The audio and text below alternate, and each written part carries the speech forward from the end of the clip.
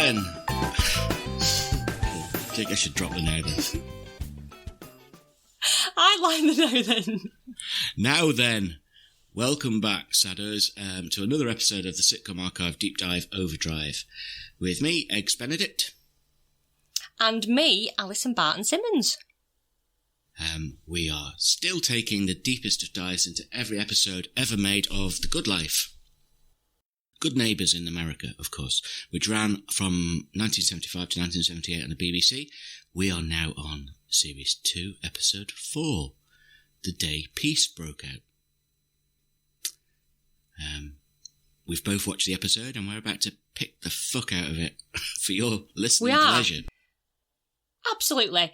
So this podcast is it's a listen along podcast. So if you want to join us, you can watch the episodes in the order from series 1 to series 4 and all the other extra little bits in between, and listen along to the corresponding podcast with us, and we chat all about it.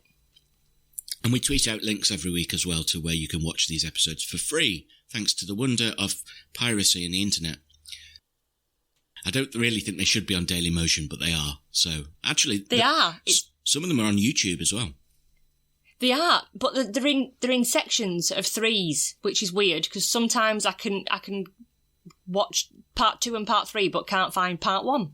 That's not very good when you're trying to do a professional podcast job about it, is Exactly, it? yes. But luckily, I have it on DVD, which I bought off eBay, so I'm all set. So, Al, are you aware of Monty Don? Yeah. Is he a gardener? He's a gardener, yeah. Yeah. One of the things that we haven't talked about too much on this podcast is the effect that The Good Life had on culture in terms of people giving sustainability a go. Yes. And I think we'll probably do that more as it goes on. And there's been lots of examples, hasn't there, of people trying to do it also in reality TV. I think Giles Corran and Sue Perkins did it one time. Yes, they had that little. Was it a series or was it an episode of a series where they had a try at being Tom and Barbara? Yeah, I didn't watch it. I don't like Sue Perkins. Oh, I don't like Giles Corran. No, I don't like him much either, to be honest, so it was a double whammy for me. It certainly, the show certainly did inspire a lot of people, even now for sort of 40, 50 years later, to give it a go. Now, Monty Don, he was talking a few years ago about the self-sufficient lifestyle promoted by Felicity Kendal and Richard Bryars. And here's a quote for you from Monty Don. Self-sufficiency, I have to tell you, is a non-starter. At best, it consigns you to a life of dreary repetition and terrible food. At worst, your teeth fall out, your breath stinks, you erupt in boils, and you sink into 13th century malnutrition. The good life indeed. Wow, Monty Don. I know. Has he not just confused self-sufficiency with the plague? That sounds a bit of a horrific take. Yeah. Whilst acknowledging the benefits of some fruit, vegetables and herbs, which he says is one of the most life-enhancing things a person can do, well, make your fucking mind up. Yeah. He slammed Kendall and Bryars, Barbara and Tom as creepily pathetic. Oh, that's just harsh, isn't it? Yeah. Fuck you, Monty Don, you pube-headed cold sore. You don't have a go at Barbara. Oh. If you've got anything negative to say about Felicity Kendal, you can just about blooming well say it to me first. It just sounds, very dramatic and, Yeah. As someone that's a gardener that does that as a profession, it's quite an odd take. Very negative. Hashtag cancel Monty Don. Yeah, that's it. Let's just call for that. So there you go. How disappointing. Yeah, that was a negative thing to start on, so I'll try and lighten the mood. I've got a quiz for you. Oh, good. Excellent. What's it about? You like a quiz, don't you? I love a quiz. It's about the Principality of San Marino. No. It is about the good life, believe it or not. Wow. Wasn't expecting that. I've got 5 questions for you, which maybe is a bit many, but fuck it, let's just do 5 questions. If you get all 5, you will win my everlasting respect. Thank you. Get even one wrong and you're dead to me. Okay? Right. All right. Okay. Right. You know, I'm only joking. I don't want to put you under too much pressure. Question 1. Every cast member of The Good Life has been honoured with the CBE. Okay? Mm-hmm. One of them has been honoured even beyond a CBE. Which cast member is that? I'm going to go Briars. Oh, you've fallen at the first hurdle. It is. Really? It is Dame Penelope Keith. But I thought that was I thought it was a bit easy, that. I was going to go for Penelope, but then thought that you were trying to trick me. No, not at all. Oh, well, why would I try and trick you? I thought it was like a trick question. I'm not tricksy. See, right, well, okay, so not Briars then. No. Well, here we go. Well, question 2 is a bit tricksy, because if you get this wrong, to be fair, you're going to look like a dick. It doesn't take much. Right, go on. Because we only covered this episode 2 weeks ago, but here we go. A gallon of goat's milk equals how many pairs of knickers? I'll give you... 2. Oh, no, I didn't even need to give you the option. You were right, yeah, 2. Well done, you've redeemed yourself. Question 3. Was that a multiple choice as well? Were you going to give me options? I was going to give you options for that one, yeah, but you didn't need it. Oh, no. I think basically all the questions need to cover the episodes that we've already done, and then you'll be golden. Because they are, they're in my mind then. Here we go then. Question 3. Which of the following is not a name the goods give to their animals or plants? And I'll give you 4 options. Okay. Pinky, Margot, Douglas, Brian. Oh. I think it's either Douglas or Brian. You're in 50-50? I think I might need to phone a friend. Because Pinky is one of the pigs. Correct. And Margot was the original name for the goat, Geraldine, in the first episode. Correct. I'm going to go Douglas. Oh. Douglas. Is it Brian? It's Brian. Douglas is the name that Barbara gives to her runner bean in the episode that we haven't covered yet, where they work out that talking to their plants helps them grow. Oh. Whereas Brian, disappointing, in another future episode, is the name of a horse that a coal man offers to give to the goods, but they decline. Right. So it was a little bit tricksy, because Douglas and Brian both do crop up. But you got 1 out of 3 so far, so... It's a good job I'm not doing a podcast about this show, isn't it? I might have to start recruiting for a replacement for you. I think you need to sack me. Right, here we go. This is quite a tough one as well, actually. I didn't want to give you too easy. And right, here we go. What is the... I think you should. I think maybe I should next time. What is the title of the book that Tom asks Jerry to pick up for him? This has been covered in an early episode, I think. Oh, cripes. I'll give you options. Yeah. Sustainable Urbanism and Environmental Economics in Post-War Britain, which sounds like a page-turner. The Morphology, Pathology and Gynecology of the Domesticated Pig. Agricultural Advances Within a Postmodern Global Ecosystem. Or The Joy of Sex. I think it is... Is it the pig gynecology one? Well done. Yes, it was. It was the pig one. See, because you remembered, because it's been on already, that one. Yes. We've covered it. 2 out of 4. If you get 3 out of 5, that's pretty good. Because these are quite hard questions. I'll take that. Yeah. Right. Finally, what does Sir mistakenly think is Tom's wife's name? 4 options? Yes. Fiona, Fatima, Dorothy, or Louise. He mistakenly calls her one of these names on more than one occasion. I think it's Fatima. Yay! 3 out of 5. Well done, Al. Because I remember thinking about javelins when he said it. Thinking about what, sorry? Javelins! Oh. Well, word association, if it works for you. It is. That's how things tend to work in my head. Oh, so 3 out of 5's not bad. That's all right, yeah. Yeah, well done. I think you can get a gold star for that. Well, silver star. Thank you. Well, a bronze. Well, that's bronze, that. bronze star. I'll take it. I'll take whatever. It's fine. Okay.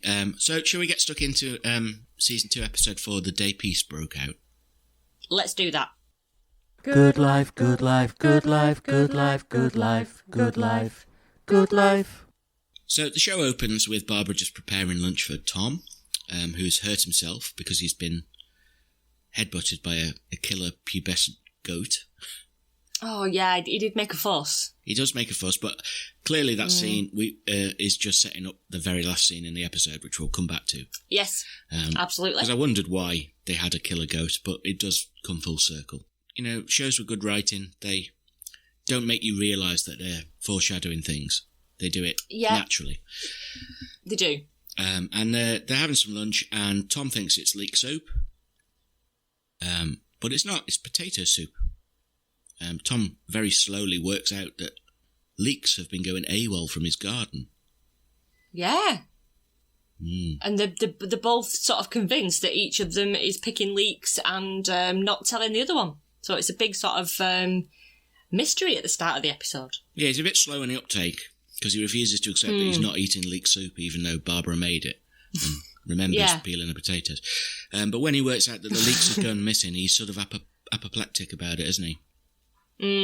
Yeah. Because it is his livelihood, so fair enough. Of course, you would be gutted if you'd sown them and you were ready to pick them to eat and to sell your surplus. You would be gutted if someone had swiped them, I think. Yeah. It's just not on to take a leak, is it, in public? It's not on at all to take a leak.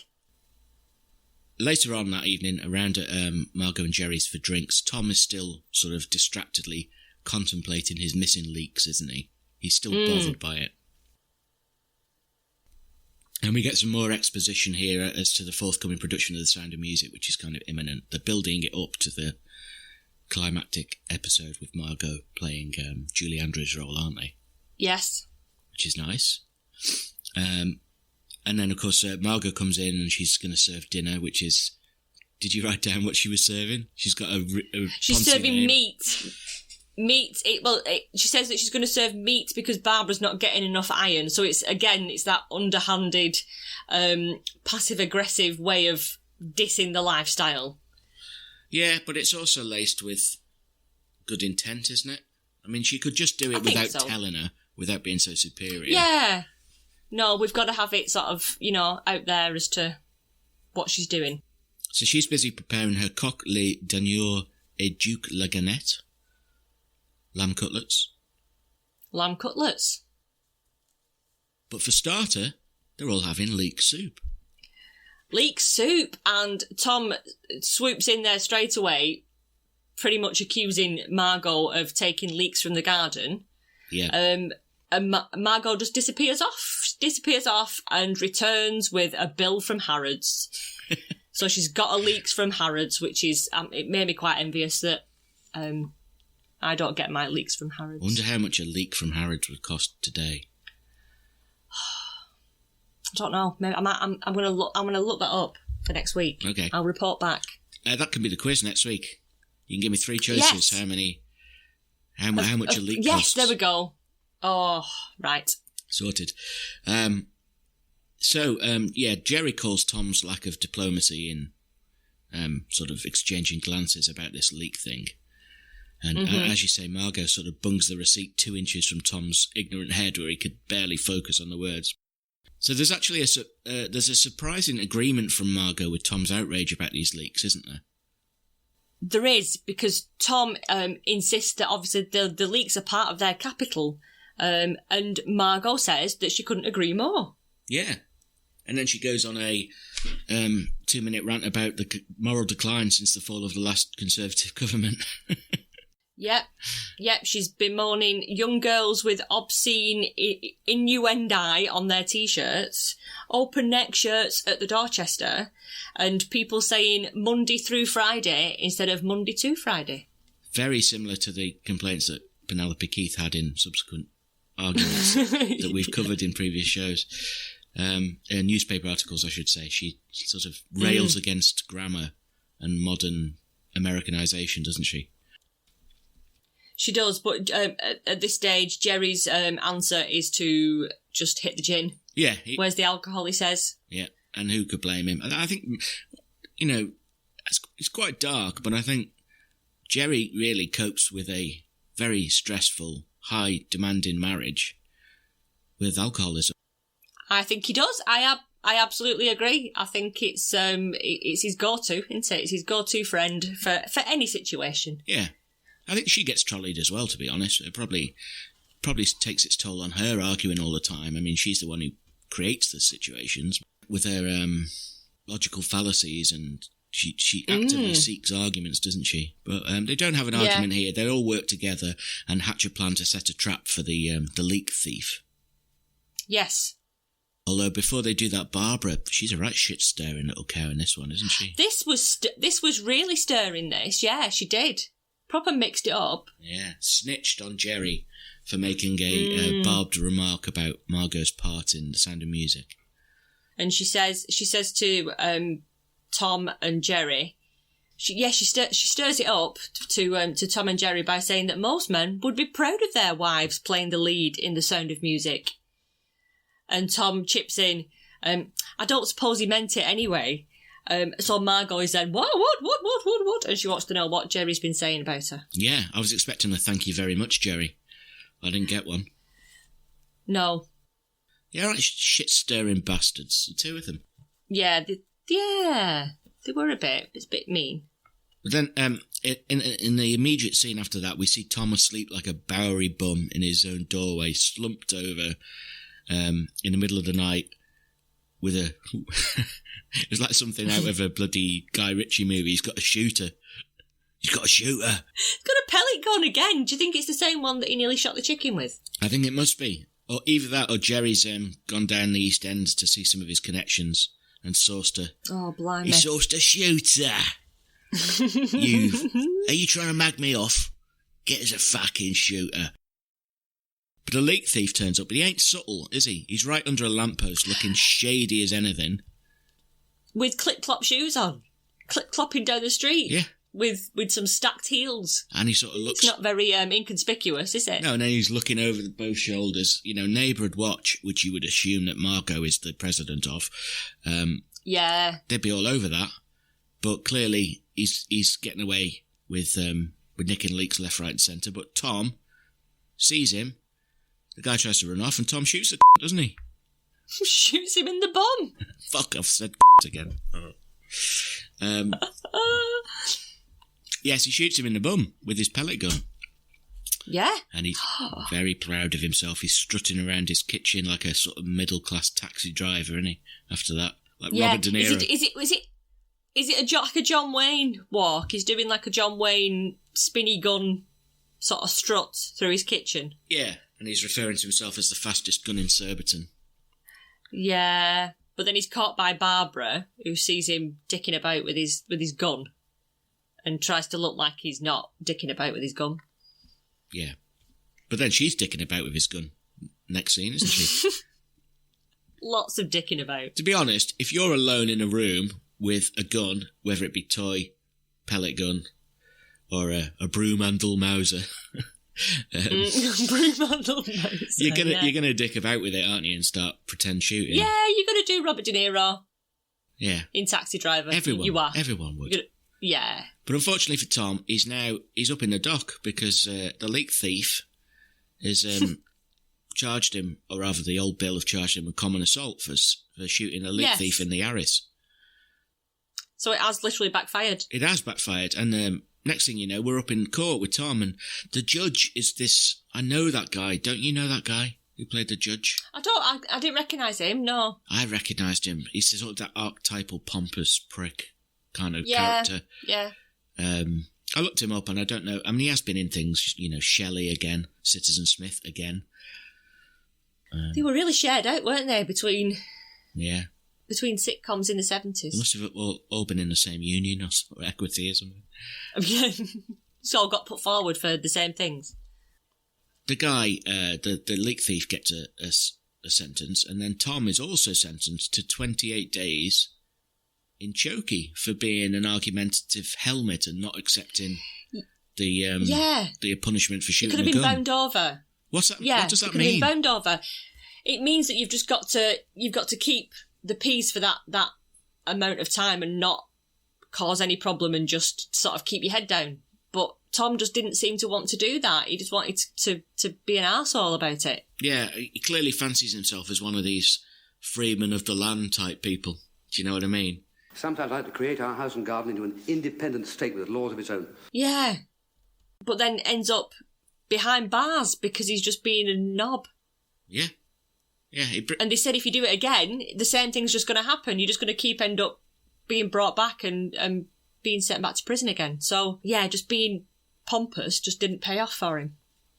That's Tom all over though, isn't it? He's not quick on the uptake. Yes. Even when he's in prison, he doesn't realise. Because we see Jerry and Barbara visiting Tom in Chokey, which is a very sort of H.M. Slade type 70s prison, isn't it? Yeah. Half expected to see Mr. Mackay patrolling the corridors or something. It was that kind of place, definitely. Barbara's upset. She's all the more lovely when she's upset, I think. I mean, you just want to look after her, don't you? And they tried to have a bit of chit-chat sort of through that fence thing. Yeah. But they are, she's in a bad way. What is it? Yeah. Is it again from the young ones where someone says they want to cherish Felicity Kendall? Yes, I think. And Vivian says, I've never heard it called that before. You think it's wreck, isn't it? But unlike Barbara, Jerry just takes a piss, which is kind of his go-to kind of attitude, isn't it? He takes a piss out of Tom for being a silly sod. My fear for Tom at this point is that he might become an institutionalised man, like your fella from Shawshank, unable to adapt to the outside. After 28 days. Yeah. He'll end up with a little budgie in his hand. Unable to relate to human beings. So, but anyway, he backs down and he accepts being bound over and he's out and he's home.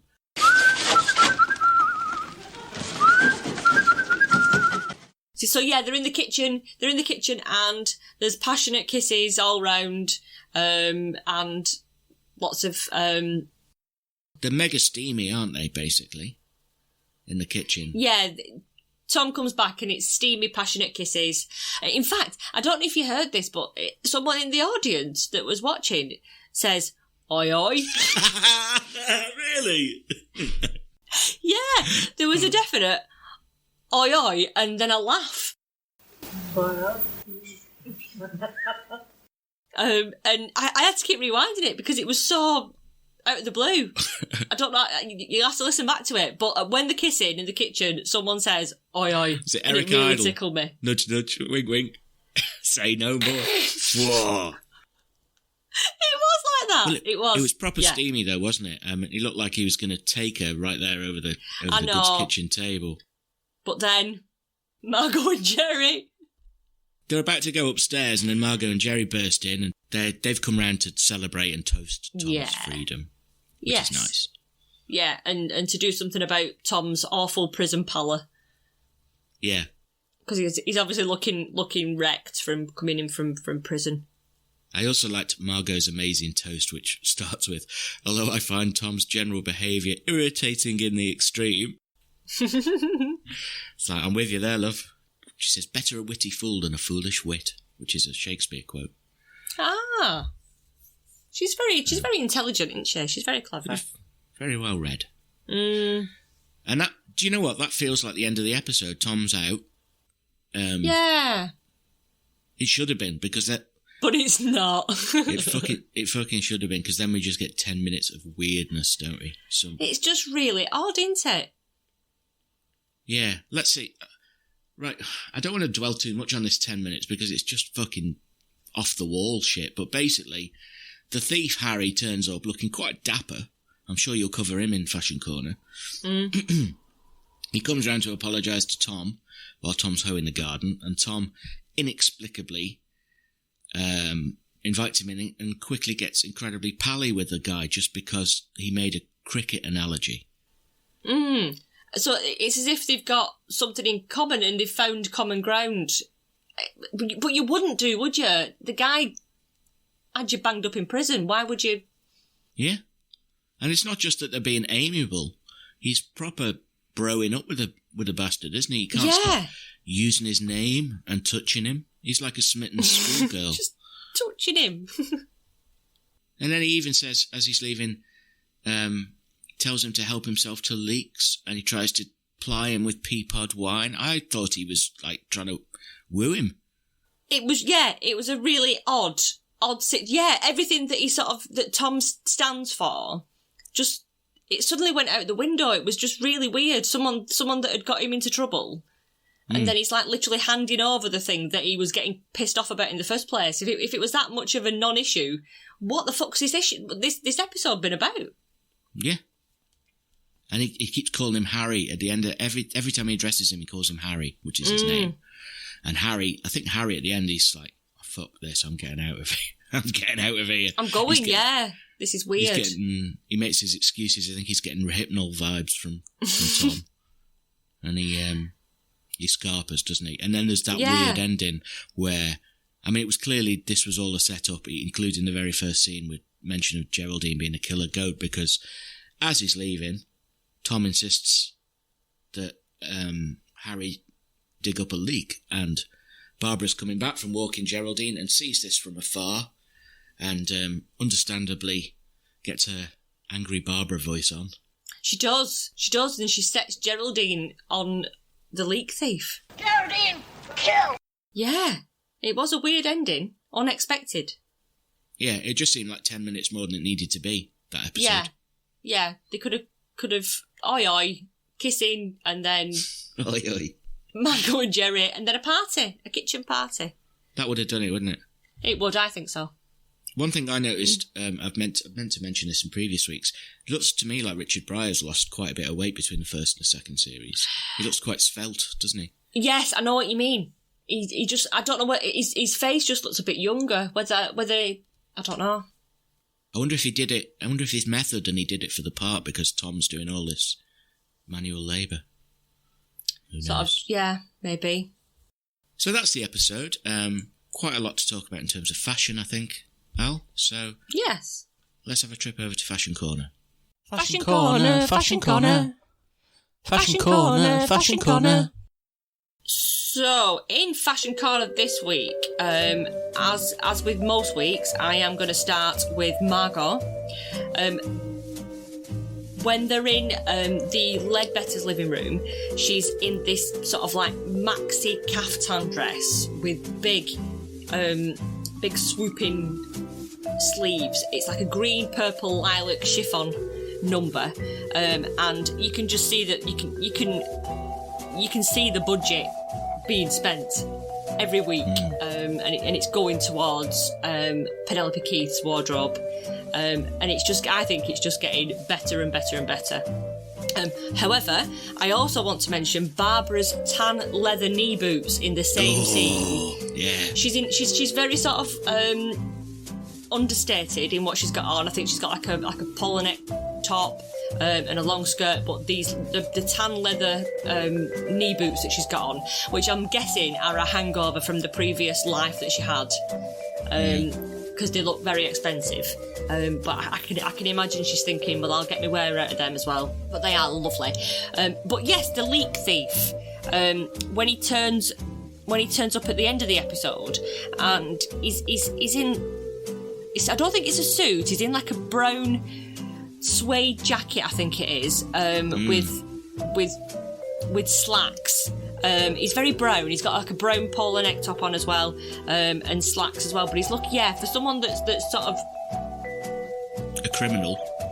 Yeah, he's been up in it before the judge and stealing. He's got quite a dapper sort of wardrobe. He's a gentleman thief, isn't he? He is. There was just something about this character that I just couldn't get on board with at all. Okay. Things just didn't seem to sort of fit. But his wardrobe and how he looks, yeah, very, very dapper. And yeah, other than that, Tom, same old blue woolly sweater. And that's all I can say about that. The blue woolly sweater was there. I also noted that Jerry's blazer, when they came around to toast Tom's freedom... Oh, when he's looking like a captain. Like it's like a ship's captain, isn't he, with his bronze buttons.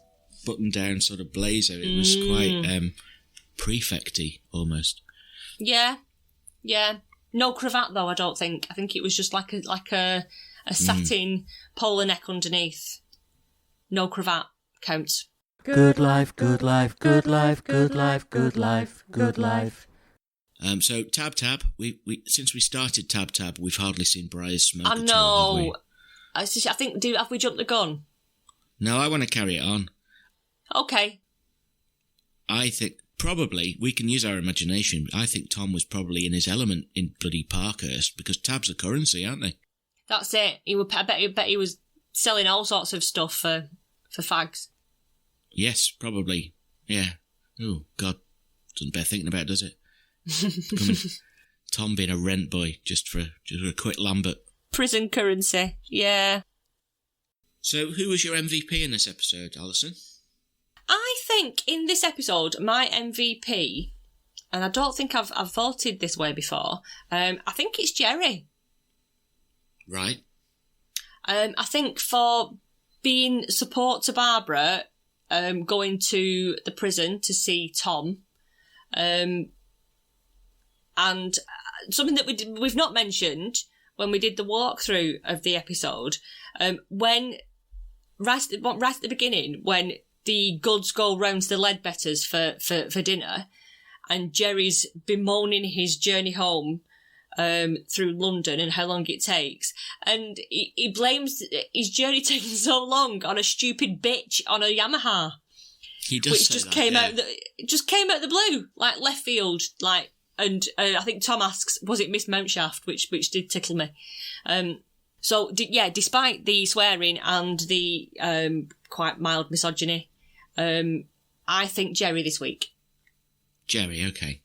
I can see where you're coming from, and you've almost convinced me to also cast my vote for Jerry. Oh, okay. And I'm also glad that you voted for Jerry, because that puts him above Mr. Coles, who last week drew level with him. However, I'm going to give my MVP to Harry Bennett, the honest thief. Really? Yeah, I know you didn't take to him, but it actually takes quite some bravery, doesn't it, to go back to the scene of the crime and try and make amends, because he offered to do some work on the Good's house as reparation. Being a painter and decorator. Before Tom decided that he wanted to marry the guy, practically, Tom was being quite aggressive. And he was conciliatory. He was really trying to... Yes. He was really trying to make amends. And I just thought it takes bravery and integrity to do that sort of thing. It's a mystery, really, why he was nicking leeks in the first place, because he doesn't look like a leek thief. No, it was quite a random thing to be doing. Yeah. But then, if the goods have them in the front garden, because it is literally the front garden, isn't it? They're not asking to be picked, but they're certainly not hidden away. Easy pickings, I suppose. Yeah. Still don't like him, though. He realises the error of his ways, and I think he deserves, 45 years later, he deserves a shout-out in a podcast. Yeah. Credit where credit's due. Yeah. So do you know what next week's episode is called, Al? I say, Ben, I do know what it's called. It's called Mutiny. Mutiny? Mutiny. Mutiny. I don't know what that refers to. Oh, well, we'll find out next week, I guess. Yes. I always think of Mutiny on the Bounty. Like, I don't know. Oh, well. We shall see. So if you want to follow us along on social media, you can check us out on Twitter and Instagram at SADDO Podcast. Have a look for our Facebook page, which you can find by searching for SADDO Podcast. And we have a website at www.saddo.club, where you can get more information about what we're doing and listen to the episodes. Get in touch via email at saddopodcast@gmail.com. And if you can, please subscribe and leave us a review on iTunes or wherever you get your podcasts from. Yeah, reviews are great. It's nice to have that affirmation. We're needy bastards. Either way, just tell us. Yeah, or send us an email or something. Just, if you're enjoying the show, or it helps us build an audience as well if you leave a review or share. on social media. We haven't given shout-outs to Anya for our fabulous artwork for a while, so thank you, Anya. Thank Always you. appreciated. Yeah. And our Macedonian beatmaster, Beat Raid, for our theme tune. I had a compliment about our theme tune as well this week.